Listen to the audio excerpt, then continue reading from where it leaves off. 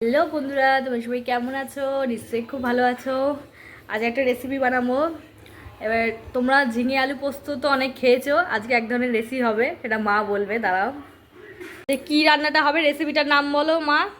আজকে মটর ডালের বড়া দিয়ে ঝিঙে পোস্ত। অনেক রকমভাবে তোমরা খেয়েছো, এবার এটা খেয়ে দেখো, এটা এরকম ট্রাই করে করে খুব দেখো। ভালো লাগবে। মটর ডালের বড়া দিয়ে ঝিঙে আলু পোস্ত তৈরি করার জন্য দেখো আমি এখানে ঝিঙে কেটে নিয়েছি, নিয়ে ভালো করে ধুয়ে নিয়েছি। এদিকে মটর ডালটা আমি ভিজিয়ে রেখেছি।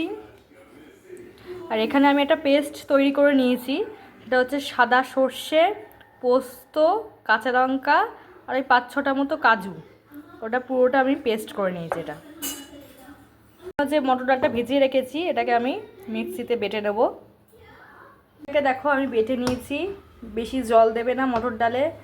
এই দেখো এরকম কাদা কাদা হবে, বেশি যেন পাতলা না হয়ে যায়, একদম অল্প জল দিয়ে এটাকে এরকম করে বেটে নেবে। গরম হয়ে গেছে, এবার আমি কড়াইয়ের মধ্যে সাদা তেল দেবো।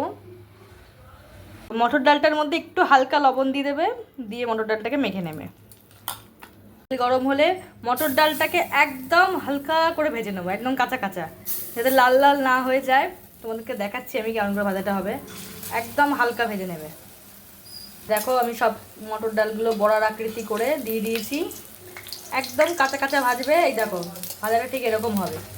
একটা পিঠ ভাজা হয়ে গেছে আমার, আর একটা পিঠ ভাজছি।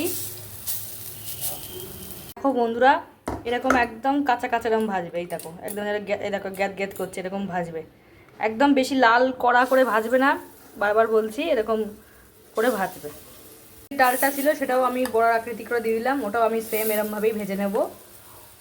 বড়া আমাদের ভাজা হয়ে গেছে, এরকম করে ভেজে নেবে সব বন্ধুরা। এবার সর্ষের তেল দিয়ে দেবো। বড়াগুলো আমি রিফাইন তেলে ভেজেছি, এবার এই কড়ার মধ্যে আমি এবার সর্ষের তেলে দিয়ে দিলাম।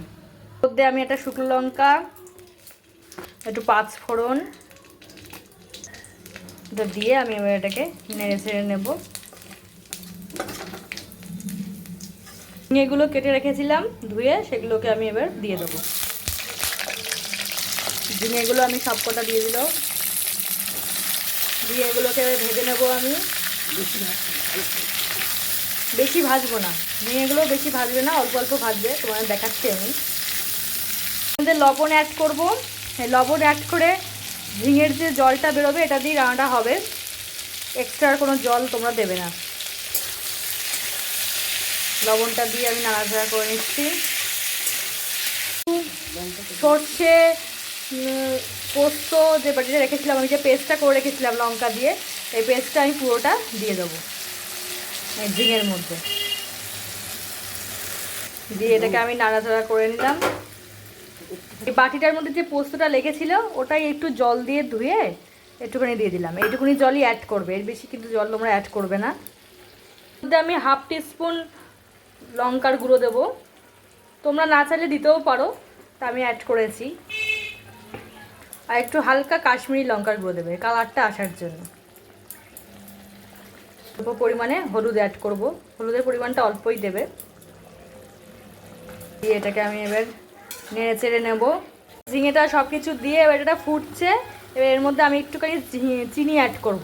এই যে অল্প পরিমাণে একটুখানি চিনি দিলাম, নিরামিষ রান্না তো ভালো লাগবে খেতে একটু চিনি অ্যাড করলে। একটুখানি আর একটু জল অ্যাড করতে হচ্ছে বন্ধুরা, কারণ এটা একটুখানি শুকিয়ে যাচ্ছে, কাজু দেওয়া তো ওটা টেনে নিচ্ছে, ওই জন্য একটুখানি জল অ্যাড করবে। এবার যে ভেজে রাখা মটর ডালগুলো যে ভেজে রেখেছিলাম এগুলো আমি সব কটা এবার দিয়ে দেবো কড়াইয়ের মধ্যে। সব বড়াগুলো আমি দিয়ে দিয়েছি এর মধ্যে। এবার এর ওপর দিয়ে আমি সর্ষের তেল অ্যাড করব, কাঁচা সর্ষের তেল ছড়িয়ে দিলাম। আর যে কাঁচা লঙ্কাগুলো আমি চিড়ে রেখেছি, এ দেখো 4-5টা কাঁচা লঙ্কা চেরা আমি ওপর দিয়ে দেবো। দিয়ে এটাকে আমি ফুটতে দেবো, দিয়ে দেবো ঢাকনাটা দিয়ে, এটা ফুটুক। তারপর ফুটলে তোমাদেরকে দেখাচ্ছি আমি। ফুটছে টকবক করে, দেখো ঢাকনাটা খুলে নিয়েছি। দেখো এসে আমাদের মটর ডালের বড়া দিয়ে ঝিঙে পোস্ত দেখো হয়ে গেছে, রেডি। দেখো বন্ধুরা, মটর ডালের বড়া দিয়ে ঝিঙে আলু পোস্ত আমাদের রেডি।